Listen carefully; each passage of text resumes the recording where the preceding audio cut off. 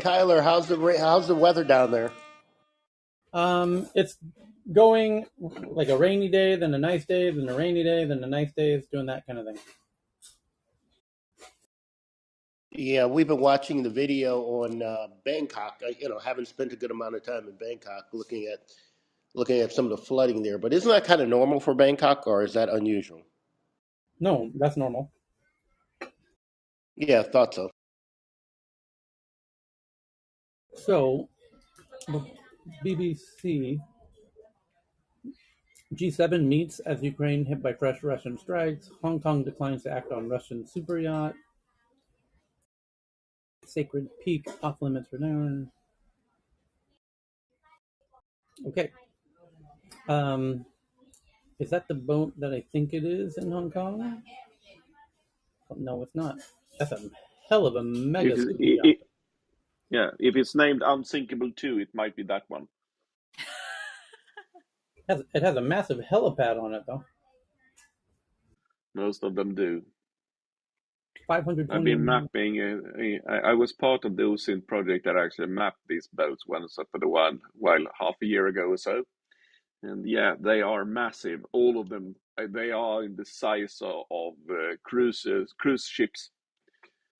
Well, yeah, I mean they're bigger than a Corvette, and I'm not talking about a car, but they look bigger than one of those Navy Corvettes and approaching the size of like would you say, a little destroyer when you think about it, right? Yeah, this one in this picture has two helipads, just the helicopter pilot in me notices, one fore and one aft. Yeah, and Quite a you're big right. ship. The first one is so big you don't even quite notice the second one. Holy cow!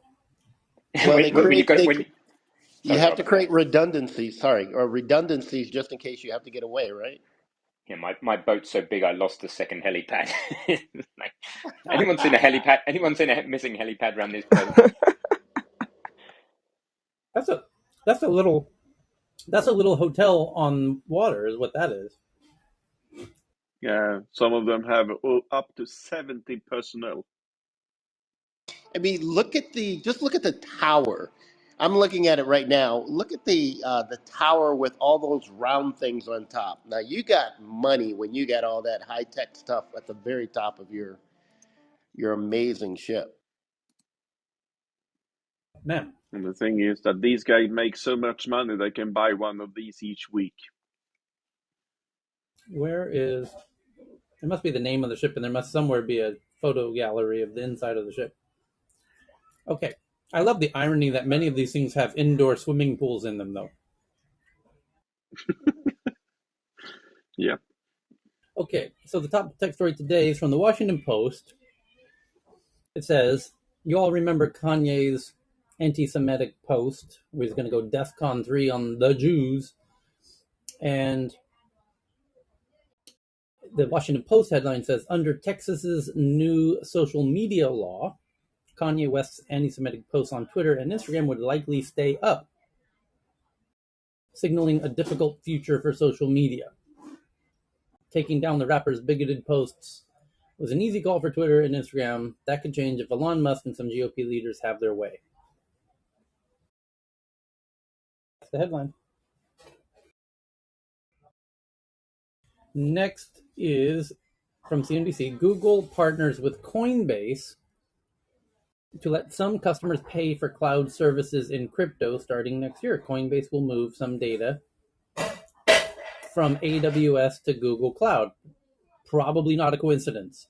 It was probably Coinbase was getting tired of the Google Cloud team calling every 30 minutes, asking them to switch from AWS. And they saw an opportunity. Like, well, if you're just going to match the price of AWS, and they're basically identical in terms of service for the most part. So what can you possibly do to sweeten the deal?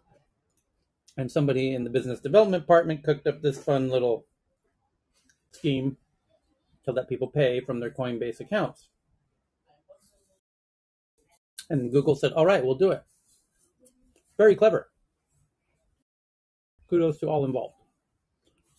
Next, from The Verge, CNN closes its Vault by CNN NFT project, launched last year, to quote-unquote own a piece of history, and plans to compensate purchasers with flow tokens or stablecoins.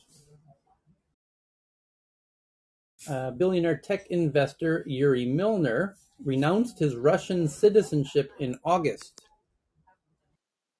After leaving Russia in 2014, Milner has been an Israeli citizen since 1999. His firm DST Global has invested in technology companies including Facebook, Twitter, and Airbnb, etc. I bet all his new homes only have one story.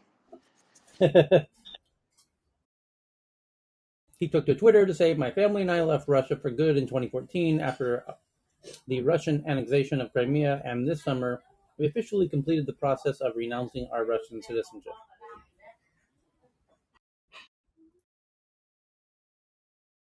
And so he's clearly choosing the West over. That's a way to get away from those sanctions. That's one way to get away from sanctions and to stay in the good graces of the Silicon Valley elite. But you're right, just to stay out of the sanctions. Think how many different passports these guys have from different countries. I mean, you could get a passport from the Caribbean pretty easy. You Oh, know what I those are mean? It's less than a anywhere. $500,000. You know, there's Oh, tons of places you can. less than that. You can get a lot of passports. Portugal, until relatively recently, was selling passports relatively cheaply. Malta. Yep. Okay. Meta says documentation in the Wire's article alleging Instagram removed posts flagged by India without oversight appears to be fabricated. So again, a publication called The Wire did an article which alleged that Instagram removed posts which India told them to remove without any oversight. So, but by the way, this Wired magazine is really good. That just seems to be odd that they would stumble on something like that, wouldn't it? not Wired, Wire, WIRE. Oh, okay. One of the things here, we actually had a similar article perhaps a year ago where we discussed Instagram in India, and there were some debacle that a lot of posts and people just disappeared in some kind of I don't reckon, but it was about a year ago. It was Instagram and it was Facebook as well as people getting removed and posts just vanishing. And that was during the protest around the farmers. I don't remember anything more like than that, but somewhere there, Johan. Hmm.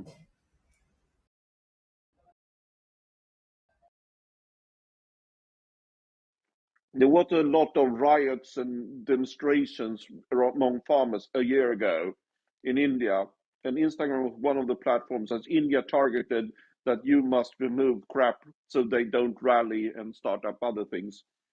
So here's the article in question that I just pinned to the top of the room. They say it's by a publication called The Wire, and the reason we've never heard of it is because it's an Indian publication.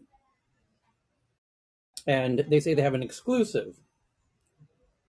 Mind you, they're based in India. That the ruling parties, if that they have basically the power to remove content on Facebook. When Instagram recently took down a video worshiping a statue of state chief minister posted by a satirical anonymous account, it said the post violated the platform's nudity and sexual content guidelines. That was strange. Both the man and the idol in the video were fully clothed, and there was no visible sexual connotation whatsoever.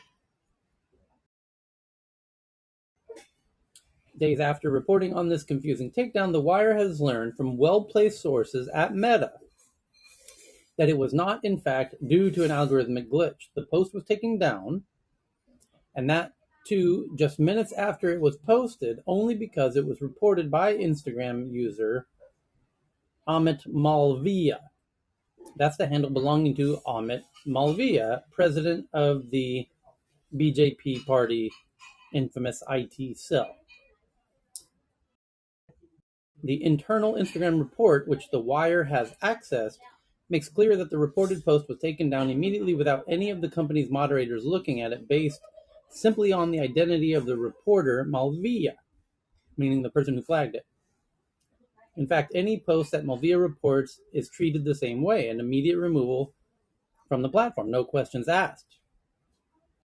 Just in the month of September, the Meta source told The Wire Malviya reported 705 posts on Instagram, all of which were taken down.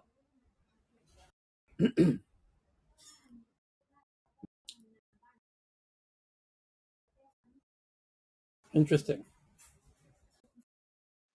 Well, you have joked about this with either you open your local office like Twitter, and you have a person we can talk to, or you leave the country and kiss bye bye to the 1.2 billion possible customers. Might be the same thing here. Well, there was reports that Twitter gave a government member unfettered, unrestricted, unsupervised access, which this is essentially the same thing. If they're not adding any resistance to this guy's whims about what he wants taken down, he might as well be doing it himself. So he's called the BJP's chief propagandist, and he's the one who was, quote unquote, calling the shots. Wild. So both Facebook and Twitter. It wouldn't surprise me in the least. I'm willing to give both the benefit of the doubt and hear them out, and would love to hear the arguments from both sides. But so, what exactly is Facebook saying in reaction to this?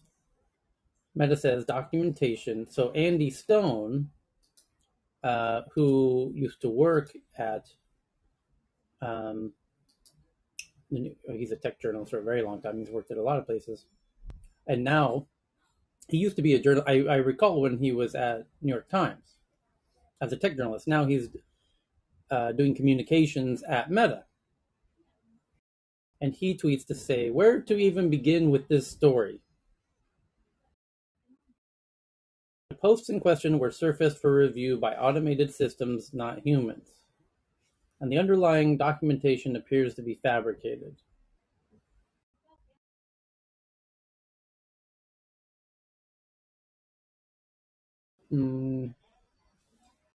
Okay. I guess time will tell. So they are challenging that this political leader had any access to it, or they're challenging that he did, in fact, go ahead and control the speech or expression on this handle. Both ways, it's kind of concerning because the future of these social media apps depend on how people can use these accounts for self-expression.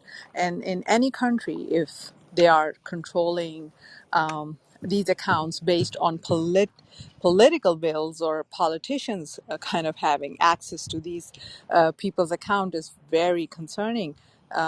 They can use it in many different ways, and jeopardizing the safety and security of people, and that would inhibit free speech anyway. But are they saying that this political leader had nothing to do with it, or he in fact Not had the really. control? Nobody knows the answer to that question. Nobody's read Um, it. So, the next is from Bloomberg. Chip-related stocks in Japan, South Korea, and Taiwan slump after U.S. curbs on China on October 10th, yesterday. Portugal's budget proposes taxing gains on crypto purchases held for less than a year at 28%, a major shift for one of Europe's most crypto-friendly countries. New York grants BNY Mellon Bank, America's oldest bank, permission to receive some customers' Bitcoin and Ethereum. BNY will store keys, offer bookkeeping services, and more.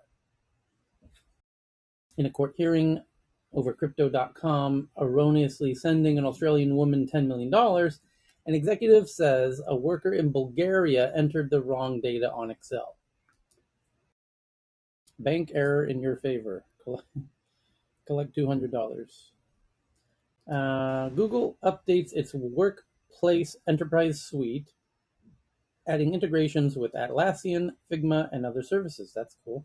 Releasing new APIs for chat and Meet and more. That's also very cool. And by the way, I will be the first to tell you that Google Meet used to suck.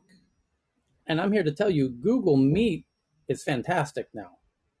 I think it's the best, no offense to Matt and the fine folks at Microsoft, who obviously are in love with the Microsoft Teams. Google Meet is working. It's really freaking nice. I'm really surprised I'm even saying this, but I'm surprised how impressed I am by it. And by the way, they just completely ripped off Calendly, so you can now have your own permanent free as part of if you have a paid Google account, your own Calendly permanent feature that you can tailorize to the calendar. It's really slick. We love competition. Sorry, Matt. Yeah. No, I was just saying, competition is good. Keeps us all sharper. I think any service that builds on another's, though, is always subject to that risk, right? So Calendly formerly needed something like Google Calendar and others in order to finish the job. Flux, that used to make your screen go yellow, of course, got co-opted and is now night mode on Windows and whatever on iOS and so forth. So there are quite a few. SwiftKey was another classic example, standard, but formerly depended upon the operating system of the phone, and therefore they built it in. Every phone now has its own SwiftKey style system built in. So I guess if you're starting a business like that, you've got to kind of get in and sell it before the people you depend on just take the idea over. Well, and I think that to go forward in the whatever you want to call it, whatever verse, you kind of have to go back. You have to go back to these platforms, the least common multiple or least common denominator that everybody uses, and that is your collaboration suite. So, GoToMeeting, WebEx, Zoom, they've all been around and kind of stepped over an opportunity to address the pandemic. But we're going to see the most, and looking at the competitive landscape, which is always good, is they're going to go backwards to immerse, as we talked about last week, different experiences, gaming, avatars, just to stick their toe in the water with what these collaboration suites could be. And obviously one ties to workplace productivity at Microsoft, another one, ties to, they're all going to have to tie to e-commerce at some point in time. But no, it's good to see that they're refreshing some of their products that have been gathering dust. They just added full transcriptions of your meetings in text, which Microsoft has had for a while. Anywho. That's the big accessibility thing, and I have to admit, Tyler, I didn't, being somewhat naive to the different disabilities, accessibility is huge, right? At Microsoft, and I'm not saying that it isn't other places, but it's something like when I did my first couple podcasts, like I had Celix sort of slap my wrist going, what about transcription and closed captioning? So I think we're going to see a lot more accessibility options for people of different languages, different cultures, and different abilities. Amazon's second Prime Day event is an attempt to capture holiday spending ahead of Black Friday. As growth lags, analysts estimate an extra $4 billion in Q4 sales. So Amazon's having their second Prime Day shopping event in a year for the first time this week. Oh, the second event in a year. Yeah, they're trying to steal the thunder of Black Friday in advance. That makes sense. It's kind of smart. Unsealed court documents. Yes. Go on. The discount ain't something to write home about, at least not in Sweden. They are 15 to 20% on most of the equipment. They're not No, I've not been into lingerie and that kind of stuff, but the techie stuff is just, yeah, you can find it by googling a bit. You can find it at a better price somewhere else. The discount is not anything noteworthy. Okay, next up, Peter Zatko, who was the head of security for Twitter, said he burned 10 handwritten notebooks and deleted 100 files at the behest of Twitter managers to get his severance package. Wow. That's interesting. And he said that in a court, under oath. That's wild. Next up, PC shipment estimates have a big discrepancy for Apple. Hey, Tyler, real quick, Yeah, back to that other thing. Did you say under oath to get his package? no, this was revealed in the unsealing of some court documents. Oh, okay. So I think I'm correct in assuming that he revealed this as part of his testimony, which would Ah, mean that it was under oath that he's revealing that he had to burn 10 handwritten notebooks and deleted 100 files at the behest of Twitter managers to get his severance package, which was not trivial. It was a rather substantial severance package, several $1 million. Next, Bloomberg says a look at efforts by Twitch executives at TwitchCon, which just happened, to reassure streamers about monetary concerns as Amazon stresses financial independence for the service. Well, they got their work cut out for them. Google's not going to let that go down without a fight. And I mean, gosh, YouTube is just so killing it with, I mean, it's hard. What it comes down to is who can get the content creators. And the obvious answer is whoever pays them the most. Or, in the case of TikTok, whoever gives them the most amount of dopamine in terms of making them think they have a lot of followers, which other people are starting to notice. Something that I suggested, and I'm sure there's lots of others who are suggesting it too, that TikTok numbers are just complete poppycock, which is genius, by the way, because it makes people feel like they're getting seen and heard and liked and whatever, and the mission accomplished. It gets them addicted to, that's the attention they're craving, and just juice those numbers. That's one way to do it. But now that it's shifting over to monetization, they're gonna have their work cut out for them, because you're competing with Google, and monetizing creator content is done through ads. And Google is the biggest ad network. So they are the biggest monetizer. And with YouTube, they're the biggest content generator, and they're the biggest monetizer of the biggest content generation. So that's going to be very difficult to compete with. Twitch is obviously going niche with the live bit, but YouTube's going to go big into that, no doubt. And they have to ramp up the Twitch, and Amazon have to ramp up the ad network side of things. Anyway, yeah. So the Twitch users, if YouTube made a feature parody version, but with all of the ads and the higher monetization, because now all the Twitchers are like getting envious of all of the YouTubers making all the sweet bread over there at YouTube land. So why am I spending all my time Twitch streaming? Anywho, next up, according to research, this is from TechCrunch, 1/3 of UK children with social media profiles use falsified adult ages, mainly by signing up with fake date of birth.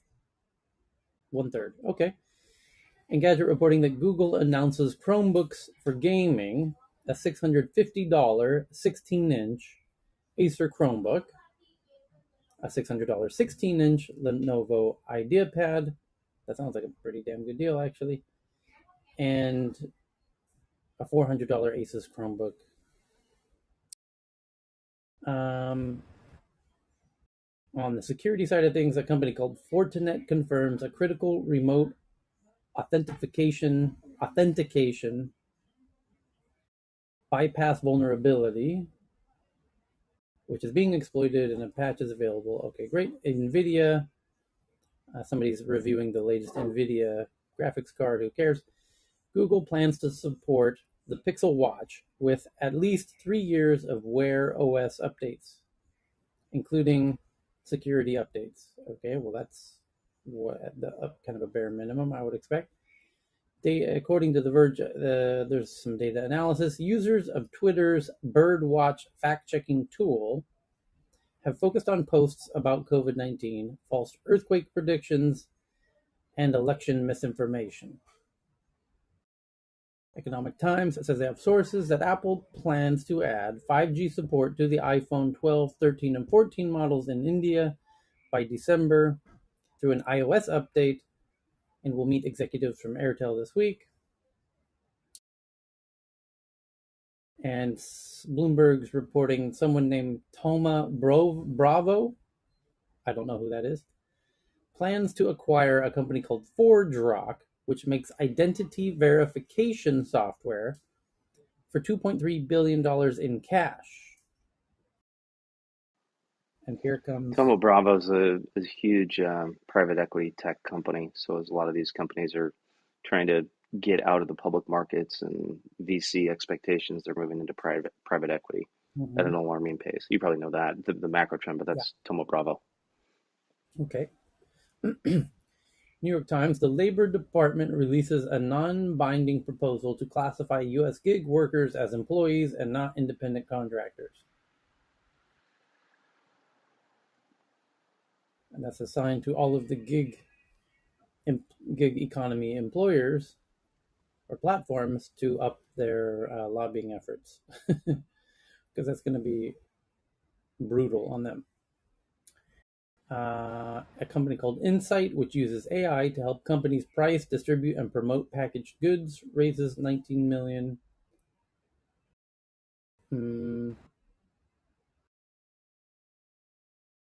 Whole bunch of fundraisings. Indian startups raised $3 billion in Q3, down 57% from Q2, and down 80% from a year ago, the previous quarter, the year before,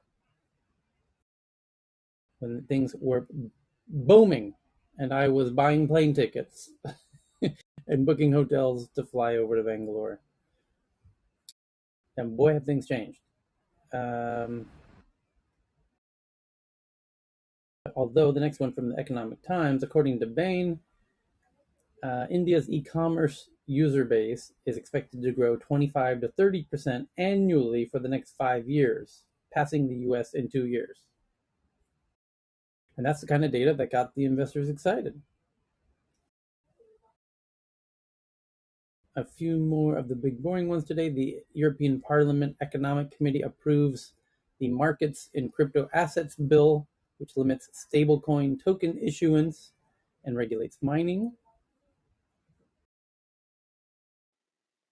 Did you see the notice about that China asked Starlink to not provide the services over Chinese territory? Yes. WhatsApp users in India, which has 500 million users in India alone, that's amazing, has become overrun by spam from brands, some using WhatsApp's business tools. And that's why WhatsApp is testing all of this WhatsApp business stuff in India and not in the US. Get that stuff figured out first over there. Be Real, which is has passed 53 million installs. Its monthly active users are up over 2,000% since January, and 9% of its active Android installs opened the app every day in Q3. Well, that makes sense because you get a notification every day to participate in the app. And there was a really quite funny Saturday Night Live skit about Be Real during a bank robbery. It was quite a funny skit.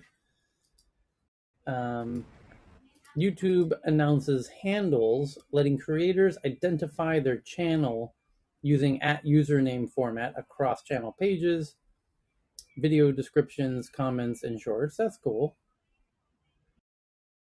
So now your channel name will be linkable wherever you type it in the YouTube platform. That makes sense. Days after criticism, PayPal says its policy update about the penalty for sending and posting or publication of misinformation was incorrect. Okay, so those are the big boring headlines for today, and now we get to go into the tweets. Did anyone have a tweet? Did they twat that they think we should discuss? I pulled one just before you entered the room about Kaspersky Labs and the Russian antivirus corporation that in one targeted area they tried to enforce on German and Belgium computers uh, with the NATO domain, Active Directory domain active. Apparently, the software were intended to do something more than just update the antivirus. So as I posted the link in the back channel, and the thing is here, the article is in German, and our friend Sharon posted it on the top of the room in the beginning of the room. But the thing is here that if you use Kaspersky Labs and Learning, did you're you say not that? living or working in Russia, I urge you to contact your CIO or CSO and tell them that they might look into continue to using this product, because this was really alarming, Johan. Ken, are you there? You sent me one over the back channel Yeah, regarding the HEMA's transform. You want to bring that up? I'm going to pin it for you. yeah. I was going to bring that up. So there was this article the other day, which I actually had tweeted to Tech News the other day about this thing called HIMARS, which is a new weapon system that the United States has that they've given to the Ukrainians to fight in the war. That apparently is quite advantageous in being able to take out Russian equipment well beyond the enemy lines. It's a little bit more complicated probably than I can explain in terms of its the military aspect. That's why I think Cheryl's pinning it up.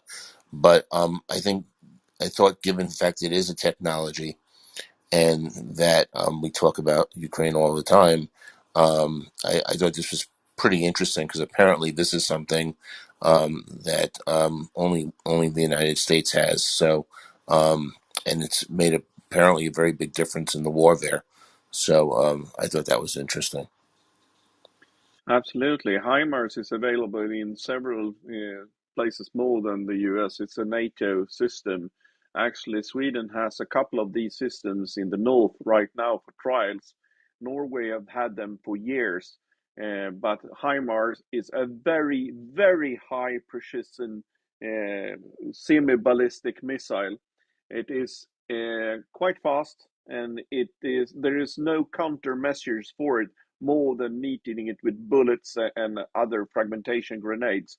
You can't track it. It is not trackable by heat, since it doesn't have any engine running in the end of the turn. It is actually painted with a non-radar reflective paint, so it doesn't give you any heat signature. It goes by Mach 6, so you can't. You need to actually see it and track it by eye, and have an autocannon and try to hit it. There is no automated things that actually could take care of a Heimer when it's on the way down to you. You are doomed if you're targeted. You are undone. Okay, so the first tweet that I have for today from Saudamini, who just tweeted this 1 second ago, that Apple may release new iPads and MacBook in the week of October 24. That's like a little more than a week from now. a new MacBook. They just released new MacBooks. That's kind of interesting. I guess if you were in the market to buy one, as I sort of am, I guess I will wait that out. And the next one's from BB. JD.com, a huge e-commerce platform in China,